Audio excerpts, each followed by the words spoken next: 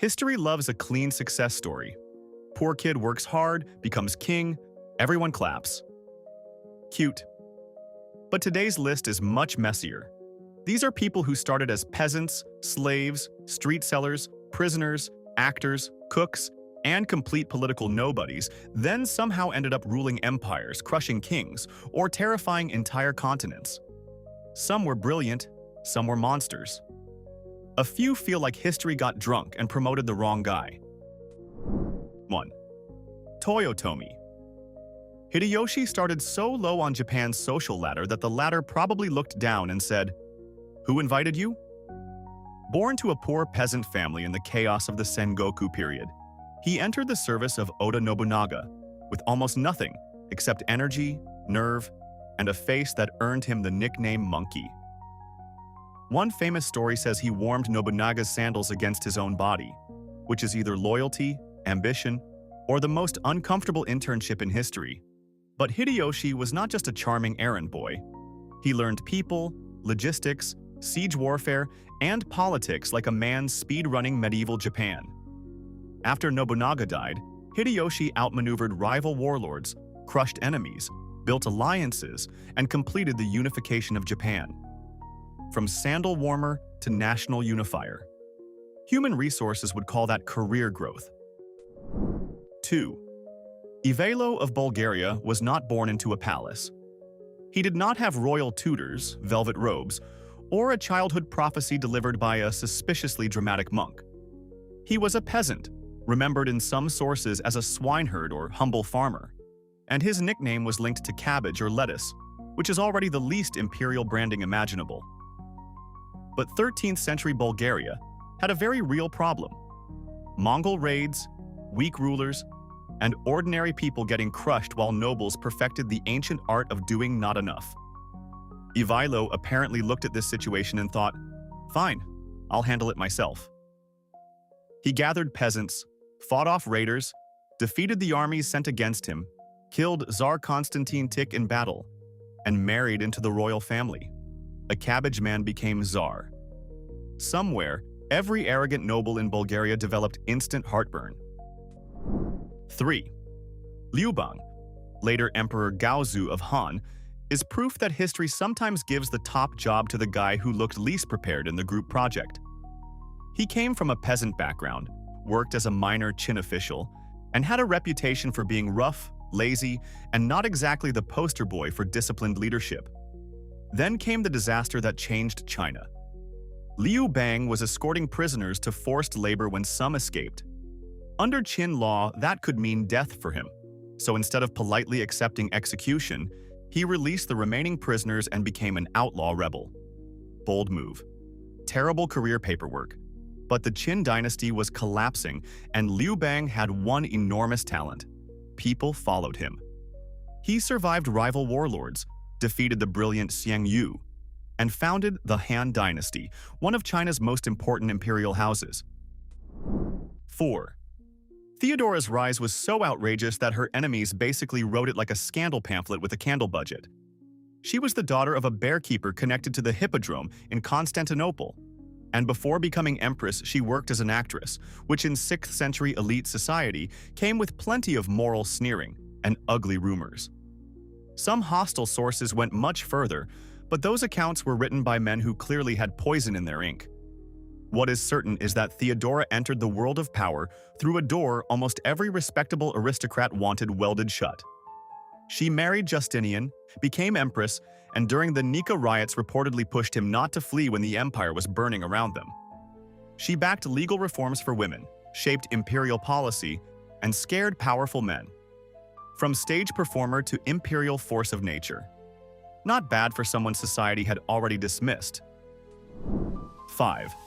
Jean-Baptiste Bernadotte began life as the son of a provincial French lawyer, which is respectable, yes, but not exactly future Scandinavian dynasty material. He joined the French army as an ordinary soldier before the French Revolution blew up the old rulebook and turned Europe into a promotion machine with cannons.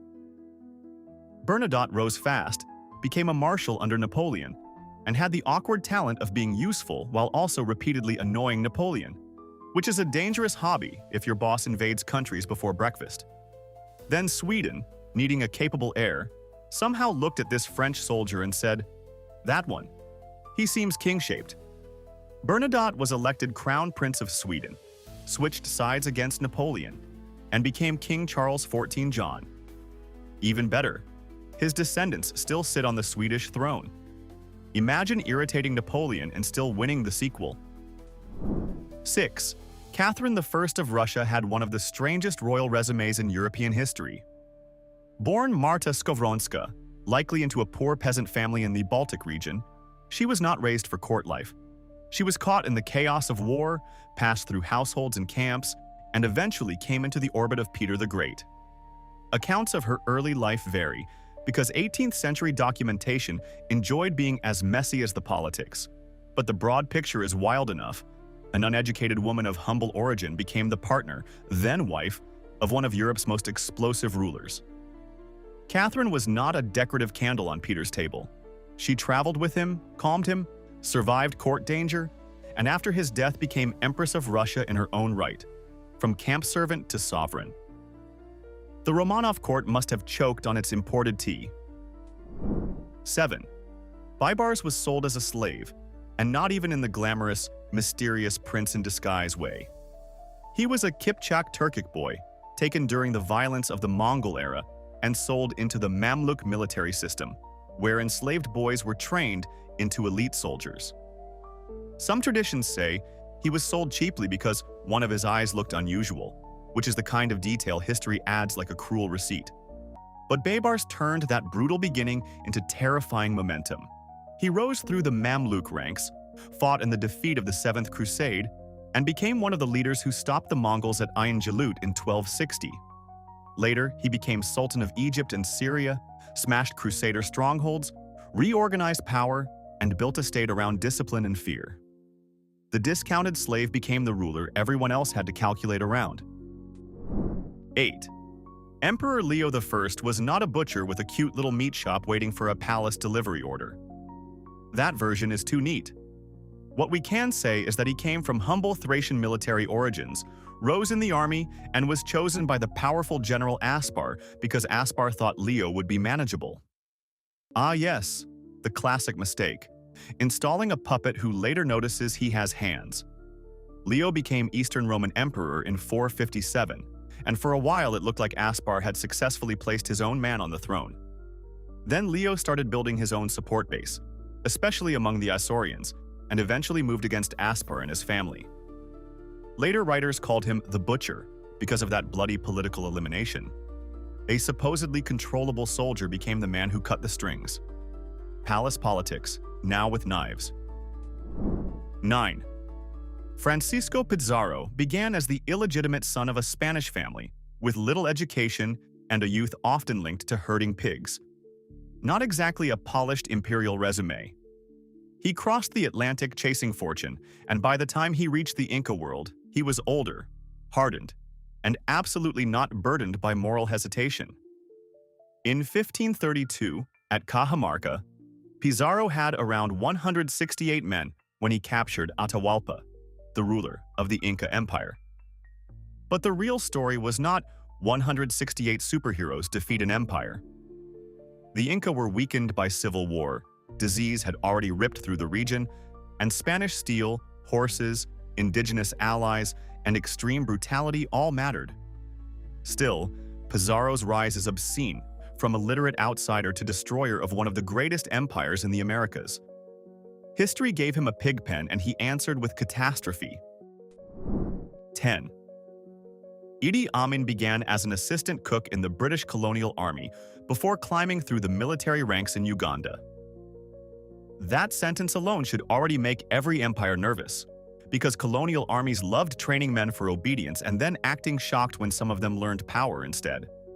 Amin was physically imposing, charismatic to some, brutal to many, and politically dangerous once Uganda became independent. In 1971, he seized power from Milton Obote and turned himself into the center of a violent dictatorship. His self-awarded titles became absurdly long, including claims like Conqueror of the British Empire, while he also styled himself as a champion of Africa. But behind the ridiculous theatrical ego was real terror, Disappearances, killings, expulsions, economic chaos, and fear. Amin's story is not funny because of what he did. The only joke is the imperial fantasy that men like him could be controlled forever. 11. Zhu Yuanzhang, the future Hongwu emperor, had a childhood that reads like a list of reasons a person might give up on everything. Born poor in a 14th century China, he lived through famine, plague, and family tragedy. When his parents died, he was so desperate that becoming a Buddhist novice monk was less a spiritual career plan and more a survival strategy with robes. Then even the monastery could not support him, so he wandered and begged.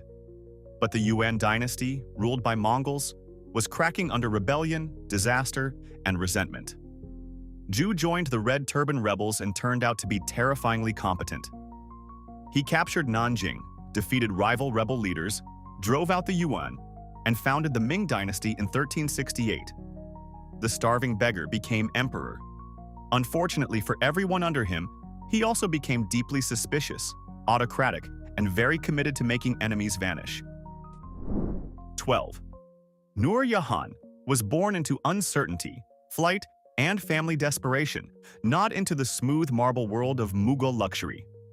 Her Persian family was fleeing hardship when she was born near Kandahar, and later legend says her parents were so desperate they briefly abandoned the newborn in the wilderness before returning. Whether every detail is literal or polished by legend, the message is clear. Nobody expected this child to become one of the most powerful women in the world. She grew up, entered elite Mughal circles, and eventually married Emperor Jahangir. Then she did something more impressive than becoming a favorite. She became a governing force. Coins were struck in her name, orders carried her authority, and court factions revolved around her. In an empire built on male dynastic power, Nur Jahan effectively ran the machine. The baby left in the dust became the hand on the throne. 13. Diocletian, born Diocles, came from obscure origins in Dalmatia, with ancient sources suggesting his father may have been a freed slave. That is not exactly the normal launchpad for man who saves the Roman Empire from administrative meltdown. He joined the army, rose through the ranks, and in 284 became emperor during the crisis of the 3rd century, when Rome was basically a giant building held together with fear, taxes, and increasingly desperate generals. Diocletian did not just sit on the throne and enjoy the purple outfit. He reorganized the empire, created the tetrarchy, reformed taxation, strengthened administration, and helped stabilize a state that had been chewing through emperors like snacks. Then he did the impossible. He voluntarily retired. Later stories say he grew cabbages at his palace in Split. Imagine fixing Rome and then refusing meetings because your vegetables need attention. 14. Alexander Menshikoff's early life is wrapped in stories, but the classic version is too delicious to ignore. A poor Moscow street boy selling pies, somehow spotted in the orbit of young Peter the Great.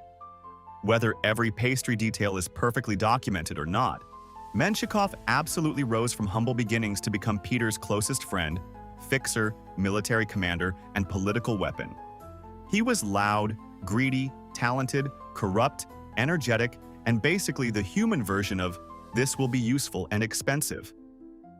Under Peter, he helped build the new Russia, fought in wars, collected titles, and became unimaginably rich. After Peter died, Menshikov helped place Catherine I on the throne and became the real power behind the government. Then, because history enjoys symmetry, he fell from favor, lost everything, and died in exile. From street hustler to prince to frozen cautionary tale. A full Russian career arc. 15. Qutb al-Din. Aybak began as a boy from Central Asia, sold into slavery, and even his body came with an unroyal detail. He was remembered with a damaged or broken little finger, which is not usually how court poets introduce the founder of a dynasty. But in the medieval Islamic world, military slavery could become a brutal ladder to power. Aybak was educated, trained, sold again, and eventually entered the service of Muhammad Ghori. He proved himself as a commander in northern India, helping extend Ghurid power into the region. When Ghori died, Aybak did not politely vanish into a footnote. He established himself as ruler in Delhi, and became the first sultan of what is often called the Mamluk or slave dynasty of the Delhi Sultanate. The boy sold as property founded a ruling house. Medieval status systems were apparently full of trapdoors. 16. Benito Mussolini did not begin as a black-shirted dictator on a balcony. He was the son of a blacksmith and a schoolteacher, raised in provincial Italy, and as a young man he was restless, violent, theatrical, and very impressed by himself, which is a dangerous recipe even before politics gets involved. He worked as a teacher, drifted through radical socialism, wrote journalism, and even produced melodramatic fiction that did not exactly scream future statesman. Then World War I shattered Europe, and Mussolini found his stage. He broke with socialism, helped build Italian fascism, and turned grievance, nationalism, street violence, and spectacle into a political machine. By 1922, after the March on Rome, he became prime minister. Later, he built a dictatorship. The nobody did not accidentally rise. He performed his way upward, then forced a country to live inside his performance. 17. Roxolana, better known as Hurrem Sultan, entered history from the most powerless position imaginable, a captive woman brought into the Ottoman imperial system. Her early life is uncertain, but she is widely linked to Ruthenia, in lands associated with modern Ukraine, and was likely taken by slave raiders before reaching the palace of Sultan Suleiman the Magnificent.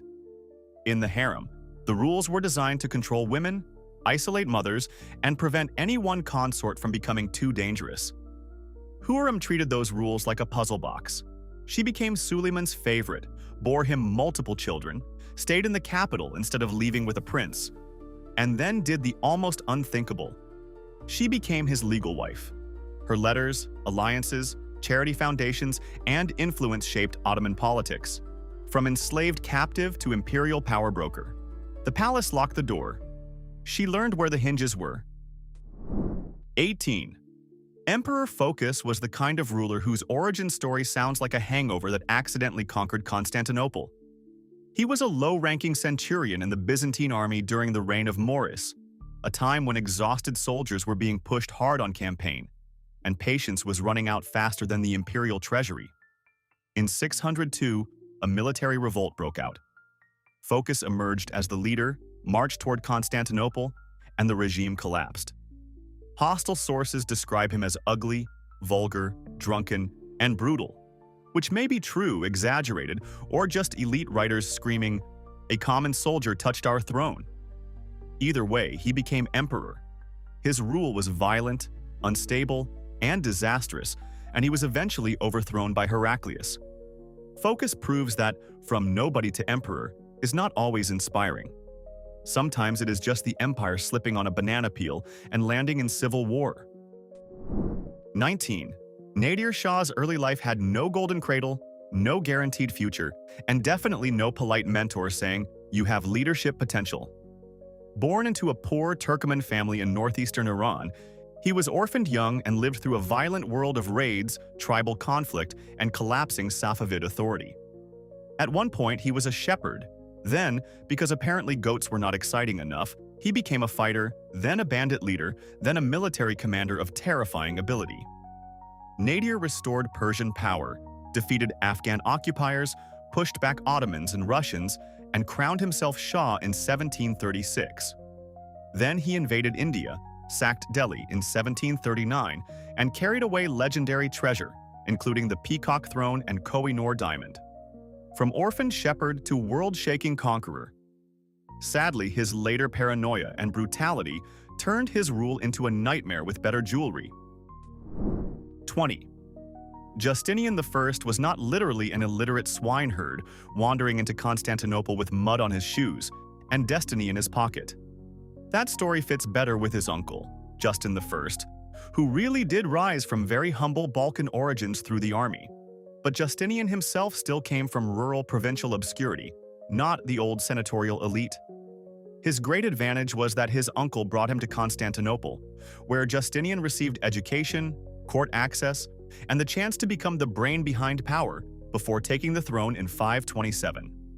Once emperor, he aimed ridiculously high: reconquer the West, codify Roman law, build Hagia Sophia, and make the empire feel universal again. His reign brought brilliance, plague, war, taxes, repression, and architectural flexing on a cosmic scale. So no, not a barefoot, illiterate miracle. More interesting, a village outsider educated into imperial ambition until the whole Mediterranean felt it. 21. François Duvalier, known as Papa Doc, began as a quiet physician in Haiti, working in public health and rural medicine. On paper, that sounds almost comforting. A doctor in politics, surely he will heal the nation. Unfortunately, history then slammed that sentence into a wall.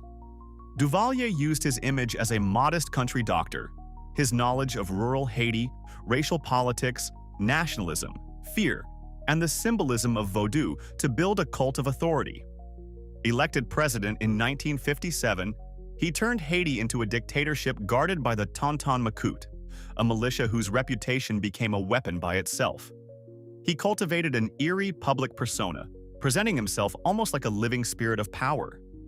This is one of those rises where the humble beginning makes the ending more chilling, not more charming. The doctor did not cure the state. He poisoned it and called the poison order. 22. Subutai was not born a prince of the steppe. He was the son of a blacksmith, which means his family made the tools other men used, not the laws other men obeyed. As a teenager, he joined Temujin, the future Genghis Khan, and became one of the most extraordinary commanders in world history. Subutai did not rule an empire as Khan, but he helped build one so vast that kings from China to Eastern Europe had to start checking the horizon with anxiety. He mastered coordinated campaigns over insane distances, used intelligence networks, feigned retreats, winter warfare, and multi-army movements that feel modern in their planning. He helped conquer more territory than almost any general who ever lived. From blacksmith's son to architect of Mongol victories. He did not need a crown. He had maps, speed, and the terrifying patience of a man who could beat you from 3 time zones away. 23. Pertinax had a beginning that Roman aristocrats would have considered deeply inconvenient. His father was a freed slave who became a wool merchant, and Pertinax himself started out as a grammar teacher. Yes, a school teacher became Roman emperor. Somewhere, every bored student just sat up straight. Pertinax entered public service, joined the army, fought in campaigns, governed provinces, and built a reputation for discipline and competence. After the assassination of Commodus in 192, Rome needed a serious adult in the room, and Pertinax became emperor. Unfortunately, the Praetorian Guard wanted money, privilege, and probably a ruler with less interest in responsible budgeting. Pertinax tried to restore order and reduce corruption, which was admirable and also a fantastic way to annoy armed men standing nearby. After only 86 days, his own guards murdered him. From classroom to throne to fatal staff meeting, Rome was not a healthy workplace. 24. Jean-Bédel Bokassa began as an orphan from a poor village in what became the Central African Republic. He joined the French colonial army, served for years, gained military experience, and returned home with enough ambition to become very dangerous. In 1966, he seized power in a coup and ruled as president, then decided that president sounded too modest for his imagination. So in 1977, he crowned himself emperor in a grotesquely expensive ceremony modeled on Napoleon. Imported costumes, golden decorations, ceremonial excess, the whole thing cost around $20 million, while his country remained desperately poor. It was not just vanity, it was political theater with the budget discipline of a sinking pirate ship. Bokassa's regime became notorious for brutality and abuse, and he was overthrown in 1979, from village orphan to self-crowned emperor. A rise so absurd it feels fictional until the bill arrives. 25. Shulo may be the ultimate historical example of you really should not underestimate the person you just sold. Born into the Ji people in northern China during a chaotic era, he was captured and sold into slavery by Western Jin officials. Then he gained freedom, entered the violent world of rebellion and war, and became a bandit leader. Normally, that would be the part where the story ends badly in a ditch. Instead, Xulei turned himself into a major military commander, served under Han Zhao, conquered huge parts of northern China, and eventually broke away to found his own state, later Zhao. In 330, he declared himself emperor. Chinese history remembers him as the only emperor who rose from slave status, and also as a ruthless man in a ruthless age. From human property to imperial ruler, that is not social mobility. That is history catching fire. 26. Joachim Murat was the son of an innkeeper in southern France and was originally meant for the church, which is funny because he later became one of the most flamboyant cavalry commanders in Europe. Apparently, the priesthood lost him, and horses gained a man who dressed like war needed more feathers. Murat joined the cavalry during the French Revolutionary Wars and rose fast under Napoleon, becoming famous for reckless charges, personal bravery, theatrical uniforms, and hair that looked ready to command its own squadron. He married Napoleon's sister Caroline, which was useful because nothing says career advancement like joining the imperial family group chat. In 1808, Napoleon made him King of Naples. Murat was brave, vain, ambitious, and eventually doomed when Napoleon's system collapsed. From innkeeper's son to king by cavalry charge and marriage politics. History loves a man who overdresses for disaster. 27. Sokollu. Mehmed Pasha was born as a Christian boy in the Balkans, probably in a poor Serbian family, before being taken through the Ottoman devshirme system, the so-called blood tax that removed boys from their families and trained them for service to the empire. It was brutal, and it was also one of the strangest engines of advancement in early modern history. Sokollu converted to Islam, received elite training, and climbed the Ottoman hierarchy with terrifying efficiency. He became Grand Vizier, the highest official below the Sultan, and effectively managed the empire under Suleiman the Magnificent, Selim II, and Murad III. While sultans came and went, Sokollu kept the machine running. From village child, taken by force to one of the most powerful administrators on earth. The empire tried to turn him into a servant. It accidentally built its operating system. 28. Oliver Cromwell was not born in a ditch, but he was also not some obvious future ruler of England. He was a minor gentleman, a struggling farmer for part of his life, and for years a fairly obscure member of parliament, with intense religious convictions and a talent for looking like joy had personally offended him. Then the English Civil War erupted, and Cromwell discovered he was very good at war. He built and led disciplined cavalry, rose through the parliamentarian army, helped defeat King Charles I, and supported the trial that ended with the king's execution in 1649. That is quite a jump from anxious country gentleman to the monarchy has been discontinued.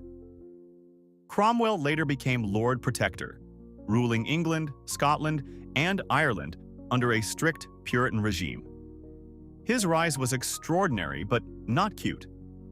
When a gloomy farmer finds power, sometimes he bans fun and rewrites the Constitution. 29. Sargon of Akkad's origin story comes wrapped in legend, which is ancient history's way of saying, this may be propaganda, but it slaps. Later texts claim he was born in secret, placed in a basket, and set on a river before being found and raised by a gardener. Even if the basket story is royal myth-making, the message was powerful. Sargon came from nowhere respectable. He rose in the city of Kish, became cupbearer to the king, and then did the most dangerous workplace transition imaginable by overthrowing the political order and building something larger. Around the 24th century before the Common Era, Sargon founded the Akkadian Empire, often called the first empire in world history, uniting Sumerian city-states and expanding power across Mesopotamia.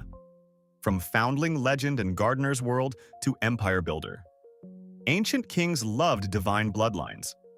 Sargon basically said, nice pedigree, I brought armies. 30. William the Conqueror was born William the Bastard, which is not exactly the softest start for a medieval ruler. He was the illegitimate son of Duke Robert of Normandy and Herleva, a woman traditionally described as the daughter of a tanner or undertaker from Falaise. His enemies loved mocking his mother's background. At one siege, defenders reportedly hung animal hides over the walls to insult him, basically yelling, "Your family works with skins." Medieval trash talk, childish, theatrical, and surprisingly flammable. But William survived a violent childhood, secured Normandy, and then decided England looked available after the death of Edward the Confessor in 1066. He crossed the Channel, defeated Harold Godwinson at Hastings, and transformed English history through conquest, castles, land redistribution, and the Domesday Book. From mocked illegitimate boy to King of England, he did not just overcome insults, he annexed the people making them. 31. Toussaint Louverture was born enslaved on the French colony of Saint-Domingue, the richest sugar colony in the world, and one of the most brutal slave societies ever built. He later gained freedom before the Great Revolt, learned to read, became deeply religious, and developed political instincts sharp enough to make European empires sweat through their uniforms. When the Haitian Revolution erupted in 1791, Toussaint did not instantly appear as a mythical superhero. His path was complicated, shifting through alliances and strategy. But he became the revolution's greatest military and political leader, defeating or outmaneuvering French, Spanish, and British forces. By 1801, he ruled Saint-Domingue as governor for life under a new constitution. His regime was authoritarian, but he had helped break the slave system and terrify Napoleon's empire. From plantation slavery to ruler of a colony that refused to stay enslaved. That is not a rise. That is a historical earthquake. 32. Basil I came from peasant origins in the Byzantine borderlands, probably with Armenian connections, and arrived in elite society with very little except strength, luck, and an apparently dangerous willingness to keep climbing. He worked as a groom and caught attention through physical talent, including stories that he tamed a wild horse and defeated a Bulgarian wrestler. In Byzantium, this was not just circus entertainment, it was an audition for powerful patrons. Basil entered the circle of Emperor Michael III, became his companion and bodyguard, then moved closer and closer to power. And then the charm curdled into murder. Basil helped eliminate Michael's uncle Bardas, became co-emperor, and in 867 Michael himself was assassinated, almost certainly with Basil's involvement. Basil took the throne and founded the Macedonian dynasty. From peasant wrestler to emperor by horse taming, court seduction, and very sharp knives. Byzantine promotions were not for the gentle. 33. Joseph Stalin was born Ioseb Yugashvili in the Georgian town of Gori, the son of a shoemaker and a deeply religious mother who hoped he would become a priest. For a while, that looked possible. Young Stalin studied at a seminary in Tbilisi. Then he left or was expelled, depending on the account, and became a revolutionary instead, which is quite the career pivot from hymns to underground conspiracies. He organized strikes, wrote propaganda, joined the Bolsheviks, and became involved in violent fundraising, including the notorious 1907 Tiflis bank robbery carried out by revolutionaries. After the Russian Revolution, Stalin built power patiently through party machinery, appointments, loyalty networks, and ruthless elimination of rivals. By the late 1920s, he dominated the Soviet Union. His rule brought industrialization, terror, famine, purges, camps, and mass death. From cobbler's son to dictator. A reminder that nobody to ruler is not always inspirational. Sometimes it is a warning label. So that was 33 people who climbed from the bottom of society to the top of the world, sometimes through genius, sometimes through luck, and sometimes by committing crimes with terrifying confidence. Now, I want the comment section to get ugly in the most useful way. Who is the most insane, nobody-to-ruler story we missed, and who on this list absolutely did not deserve the throne? Drop the name below, defend your choice, and if this video gave you at least one historical what the hell, hit like and subscribe.